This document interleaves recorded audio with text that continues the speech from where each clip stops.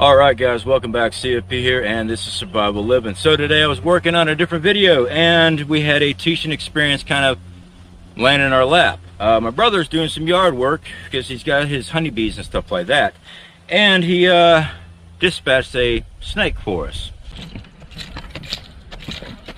Oh shit! Yeah, so this is a non-venomous snake. Granted, she sure did look like she got some nice little markings there, but instead of showing you a dead body of a dead snake, we need to go over how to clean a snake.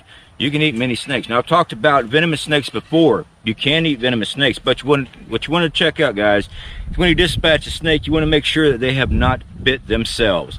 If you got a venomous snake, and sometimes they do, they'll be striking, and sometimes they strike themselves and inject their body with poison.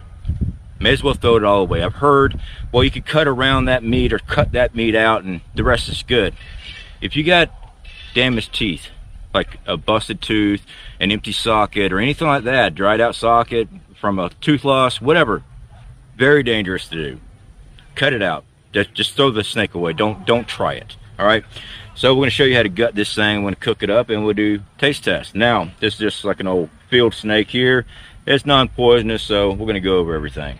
Now, as you guys can see, his tail's still moving around. His nervous system's still in operation. This thing is dead, though. The head's obviously missing.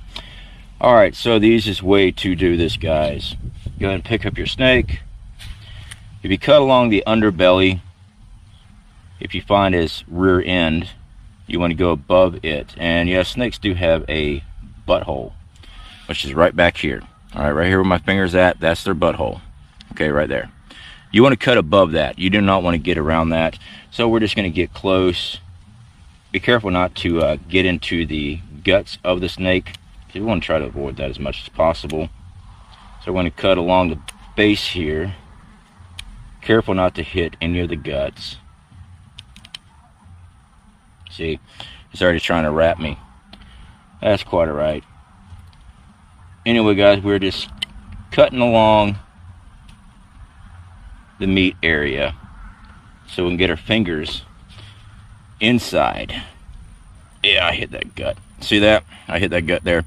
It's quite alright though, because we want this meat material right here. That's the eating. That's the meat right there. Yes, this is graphic, guys. I know his tail's still spinning and stuff like that. I apologize for that if you are weak in stomach. Well, welcome to nature. Let's go ahead and finish skinning this sucker out, because it's trying to be a pain in the butt moving around. Now, does the snake still feel it? Well, his nervous system still is sending signals. But technically, the head is gone, so it's not transferring that is pain. As far as your brain is what actually transfers pain signals.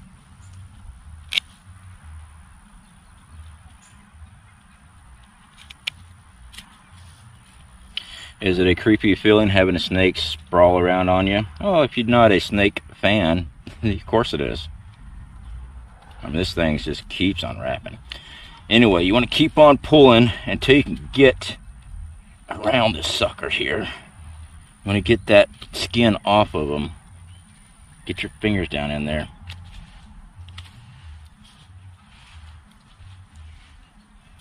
There we go. Now, once we got that part done, that's the hard part. The easy part is just grabbing them and pulling the skin off of them. All right, just like that. I'm gonna have to open them up just a little bit more, guys. He's been a little difficult. This is a smaller snake. Larger snakes are, of course, better for eating because there's more meat. But we're not going to waste the opportunity to show you how to do this, since this was a snake that was dispatched during gardening. This is where my brother hit him with the shovel. So that's a mess there. Hopefully he didn't damage any of the meat. We just keep on peeling this sucker. Well, we broke him in half right there. That sucks. That's alright though. We can still do this. We just keep on peeling away. And we peel them all the way down, guys. Alright. As you can see, the damage spots on this is my brother went melee on this sucker with either the shovel or the rake. I don't know which one. Alright, so now we got to find out the guts. Okay, You see the guts right in there?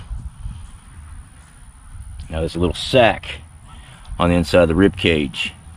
You do not want to hit the guts. You just want to open it up, that little translucent sac, so you can get down in here.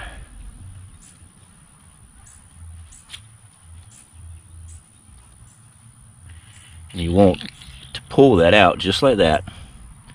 Take your thumb, finger, whatever. Pull all that out. Is it a bloody mess? Well, sure it is. I mean, it's an animal. But you want to get all this material out.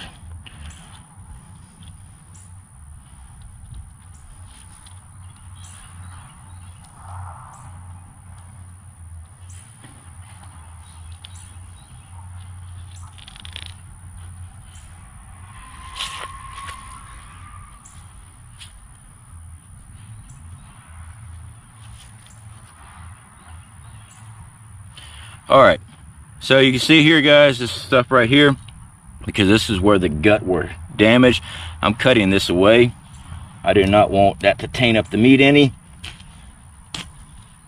So we went ahead and cut that whole section out since those guts were busted. Now you got the crapper and everything back here, guys, that dark area. So we're going to start pulling from this end, and we're going to remove all this material and pull it out that side, because you don't want feces from the snake tainting up your meat. Just start sliding it down just like that. There's the bladder too. See all that? You got the bladder, you got the crapper, all that stuff, guys. So we're just pulling it out, getting it all out of the way. And now when it comes down to the tail, guys, I just go ahead and cut about so far above the crapper, about an inch, inch and a half. That way I'm getting clean meat, and I'm not getting all that junk that's coming from the digestive system.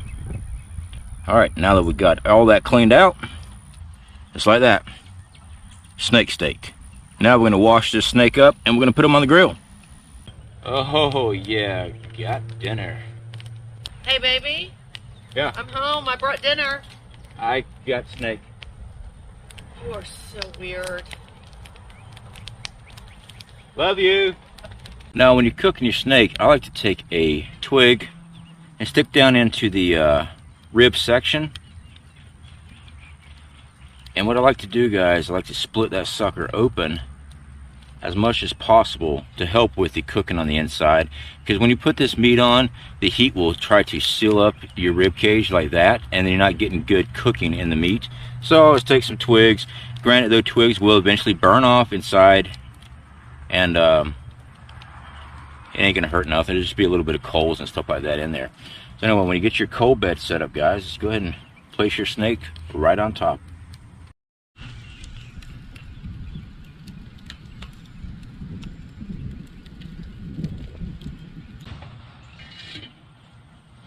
Alrighty, so we got our snake. Not bad. Turned out pretty good. So snake always gets a rubberized taste to it, guys, as far as texture goes. This stuff is hot.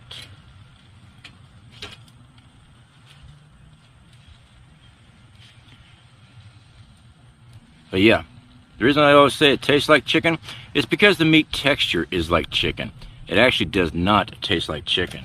Snake tastes like what it's been eating. Woo, we got a fire going. You can always tell if you're near a water source, because snakes will also has an aquatic taste to it. Usually means you got a water source nearby and he's been feeding there. That's how I found many creeks and rivers in the middle of the woods when I could not find water. I found snakes and I've eaten them. I'm like, tastes a little fishy. And that's because he's been eating off the streams and stuff. So these ain't all that bad. Like I said, the texture is like chicken. That's why people always say, oh, tastes like chicken.